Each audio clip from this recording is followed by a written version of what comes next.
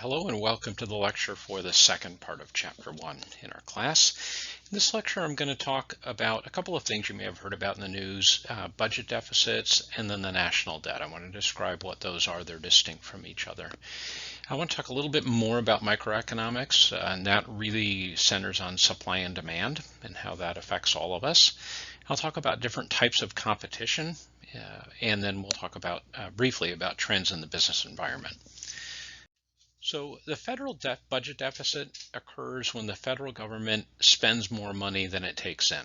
It takes in money primarily from taxes, also from duties that are charged for products that enter the country. So that's where money comes from.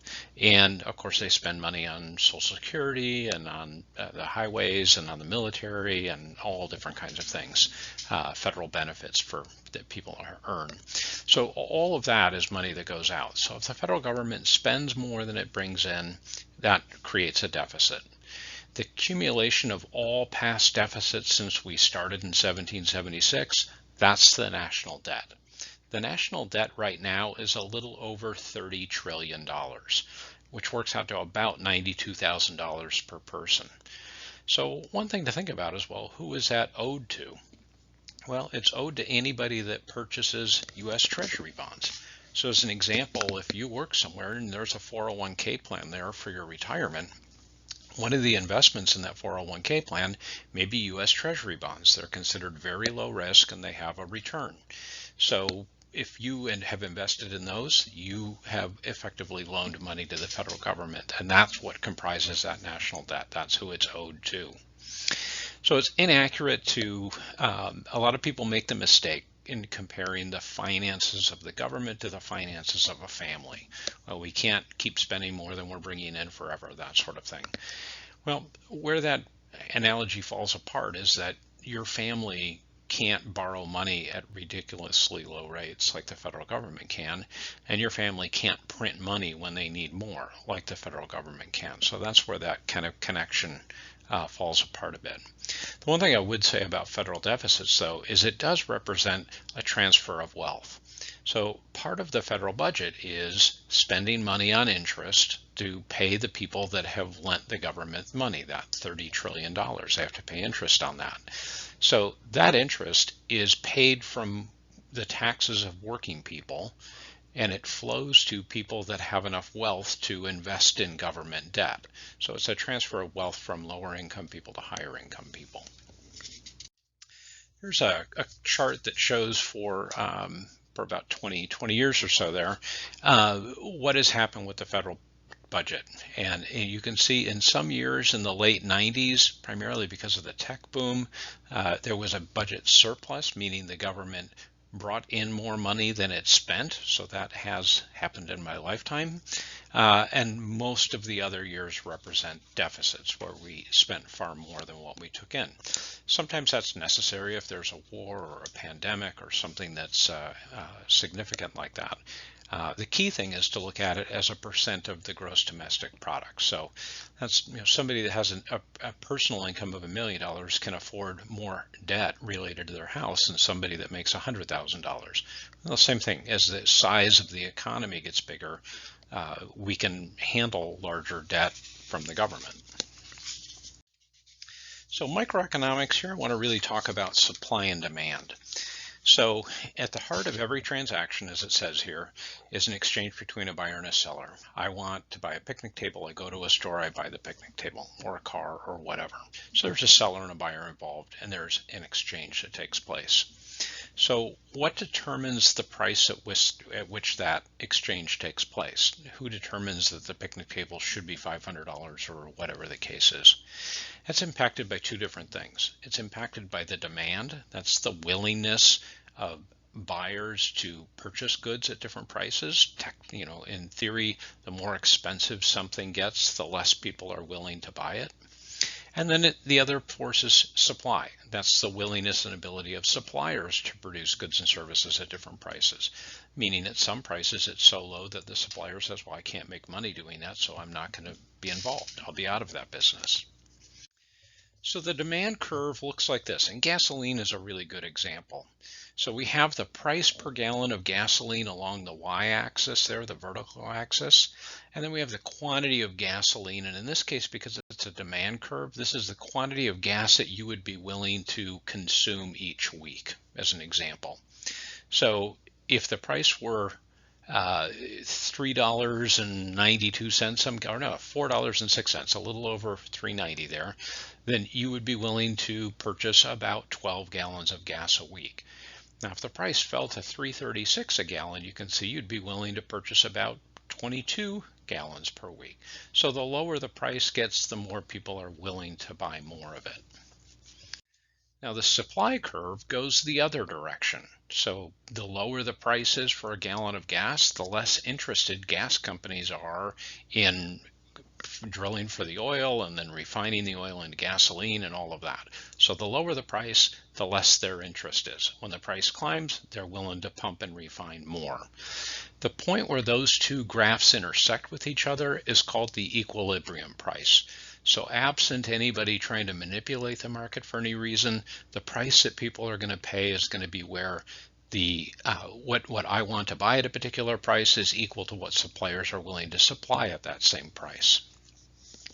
Now these curves can shift for different reasons, and that equilibrium price moves around. That's called the invisible hand of the market. So some of the things that cause the demand curve to move, it would move to the right, meaning we'd be willing to buy more at those same prices if our incomes increased. If my pay doubled, I'd be willing to spend more on gasoline. If my preferences or taste increased, if they change, now I really like driving gasoline, big trucks or something like that, that's going to increase the demand for that. The price of substitute products. So if there were alternatives to gasoline and those prices went up, it would also shift to the right. And of course, it would shift to the left if we decrease that. And expectations about future prices have a role in that. And then the number of buyers in a market. The shift in supply can change if technology changes. If it becomes, they figure, a cheaper way to refine gas, then they're willing to sell more of it at a lower price. If the actual resource price shifts, that can cause it to, if it falls, that can cause it to shift as well. Changes in prices of other products, that can also impact it.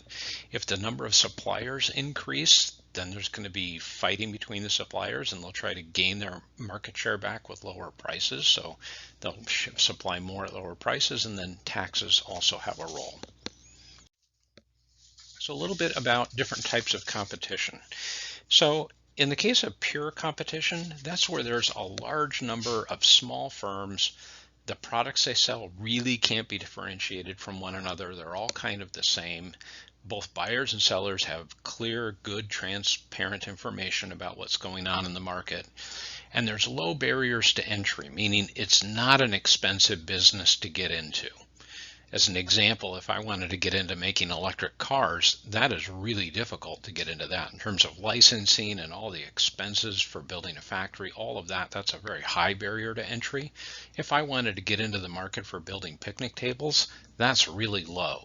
Anybody with a skill saw and a screw gun can make a picnic table. So that's a low barrier to entry. So some examples of this, I've got a friend that is a gooey duck farmer. There's a lot of gooey duck farmers out there. Their products aren't much different from each other. And so the prices generally stay pretty low, and he doesn't have the ability to change prices on his own. Next type of competition is pure monopoly. It's kind of on the other end of the spectrum. So pure competition is what's best for customers. Pure monopoly is what's worse for customers. That's where there's one firm that serves the entire market. Usually it's caused by the fact that there are such high barriers to entry that it's not feasible for two companies to be in the same market. Think about our local electrical provider, Puget Sound Energy. The cost of power plants and running wires and all of that is so high that it would really make sense to split the area up and have two firms competing with each other. So that's why we get one utility company. It can also result from patents. I mentioned I had a patent on a product. That meant I had a monopoly on that particular product. And in these kinds of companies or this kind of competition situation, usually there's very high regulation by the government. because they don't want consumers to be taken advantage of because they don't have an alternate choice. So as an example with electricity, Puget Sound Energy has to petition to the state of Washington to say, we would like to raise our rates from this to this, and this is the reason why. And then the state government either approves it or denies it. So the firm, Puget Sound Energy, doesn't have the ability to set their own prices due to regulation. Monopolistic competition is when there are many firms in the market that have products that are somewhat differentiated. They've served the same purpose, but they have different features and benefits. And it's relatively easy for new suppliers to enter, so the barriers to entry are kind of moderate. Some examples of this would be like running shoes. There's a variety of different firms that make running shoes, and they all have differences between them. But there's plenty of them. So in that case, they do compete with each other on price to some extent, so they don't have the full ability to charge as much as they want. And they have to focus on selling customers on features and benefits. So that's their focus for their marketing. So shoes, clothing, some electronics would fall into that category. The last one, oligopoly, is when there are just a couple of firms that make up the entire market. So those firms have a lot of impact on one another on pricing, product features, all of that. Some examples of that would be cell phone companies. There aren't that many companies making cell phones now. There's a handful. Less so now than it was in the past, but cars, like automobiles, there's relatively few companies making automobiles. So they tend to watch each other very closely. Antitrust efforts, that's where the government tries to limit their ability to coordinate their efforts. So for example, companies in a situation like this couldn't talk to each other about pricing or things like that. That would be trigger antitrust violations. Usually there are large capital requirements, so it's a high barrier to entry in this kind of a market. So last slide here, trends in the business environment. So we talked earlier in the first part of the lecture about workplace demographics. One would be aging. The U.S. population is becoming older, and the impact there is there are some jobs. You may have been to a McDonald's or a Walmart and seen somebody that was fairly older working there. And those people have jobs and need incomes, and that can be a good situation for them. But it means the employer needs to accommodate their needs and that sort of thing, and deal with intergenerational potential conflicts in the workplace. Diversity, and I mentioned earlier that the country is becoming more diverse, and of course employers need to be cognizant of that and make people feel included and welcome. Global energy demands, the whole impact of climate change and all of that is affecting how companies do business, and that will continue to change in the future for the better, I hope. One change that's taking place is people increasingly vote with their purchasing power, in the sense that they have beliefs about companies that are doing things right or wrong in terms of how they treat their employees, how they treat the environment, and all of that. And they specifically seek out to purchase products from companies they feel are doing it right, to kind of reward them with their business. So it can set up a virtuous cycle where the more people that vote with their purchasing dollars and reward good behavior, it attracts more business to those companies that are doing things right, and it forms a type of penalty on companies that are not doing something right, and so hopefully it can lead to better behavior. And then meeting competitive challenges. So relationship management is a key thing for companies. They want to make sure that you don't just have a preference for their product, but that you would not buy from any other company. A lot of people have that kind of a relationship with where they get their coffee.